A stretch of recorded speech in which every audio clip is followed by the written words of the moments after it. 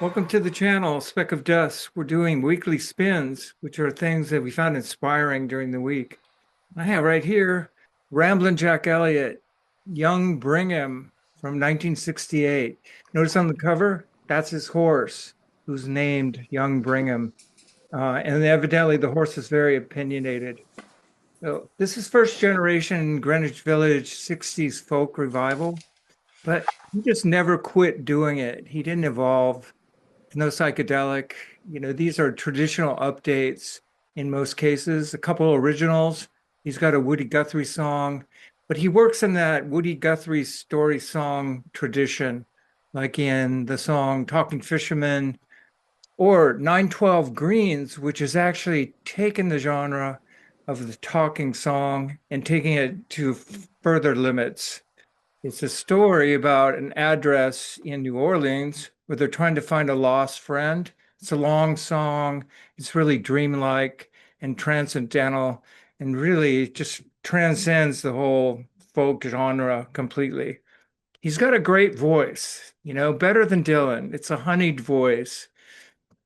And he sings traditionally, but takes a lot of liberties. You might even say it's fearless in his vocals.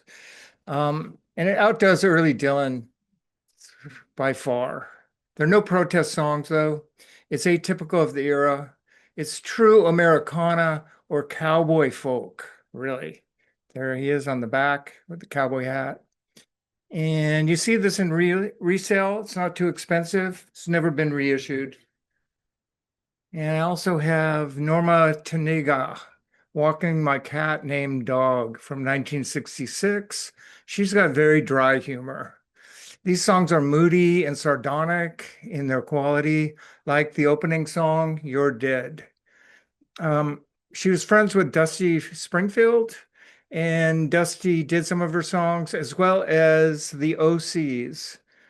She sang and worked at a mental hospital where she cultivated these songs, singing to the mental patients.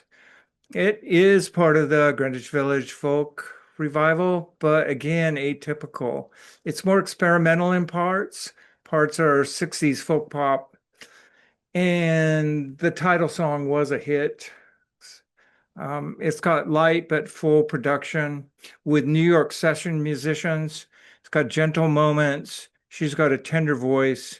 This is definitely before psych influences. These are what I would call intellectual children's songs. Okay, my It's a first record is Hums. You'd prefer an astronaut from 1995. Hum were a band from Illinois, always a little bit of a mystery, like big distorted guitars, but not quite metal, dreamy, like shoegaze, but not really smeary enough, not enough pedals. I don't know, their pedal boards probably weren't big enough. Um, Pop sensibilities, kind of like grunge, but the vibe is more like grad school poet than rock star. They had this, they're sort of like, they had kind of a big hit on this record called Stars, and that's pretty typical. It's got that quiet, loud template of alt rock, but it's just done to perfection. There's these artful squalls of feedback, the walls of distortion. It's an anthem, but it's like a quirky anthem. And that's really because of the lyrics. They're space and science based, but not like hard science. Instead, it's elliptical, understated, metaphors for relationships, love and grief, that kind of thing. It's kind of you can't really understand them consistently. So you just get these snatches, a space mission failing, loved ones saying goodbye as you blast off into space or whatever. And somehow this stuff combined with the music, it gives this real emotional depth and power. Just a great record all the way around. My second record is Golden Voids, self-titled, from 2012. It's a side project of Isaiah Mitchell, the guitarist for Earthless, among a bunch of other bands. So Earthless is kind of metal coated. This is not a metal record. This is much more like a lost Jimi Hendrix Experience record from, say, like 68 or something. Of course, Isaiah Mitchell's guitar is just totally incendiary. The man loves his wah pedal, and he's really good with it. The songs are great themselves. There's these really strong melodies. There's two long, moody jams that kind of finish out the second side and really make the record. Um, and, as great as Isaiah Mitchell is, uh, in a weird way, the single best thing is the drummer, a guy named Justin Pinkerton. He's an Oakland multi-instrumentalist, and he's just badass. He plays on this record like the second coming of Mitch Mitchell. Busy, almost manic, just grooving and moving, and it just drives this record forward. So great. So both my selections were really moldy, which is Like actually moldy? There was mold on the records? no, it just means I'm a folky at heart.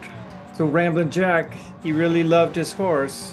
My cat named Dog. Well, the story is she rented an apartment where there were no dogs allowed, so she named her cat Dog. What about that zebra? Yeah, I don't know. I mean, it's classic hum, I mean, there's in fact two zebras. This is an extremely 90s photo on the Yeah. gatefold here. How about Golden Void? Would they kick your ass? I'm fishing. Yeah, Golden Void could probably kick your ass. No, Golden Void was a spin-off of Earthless, and I saw Golden Void at the Parkside. No hardcore today.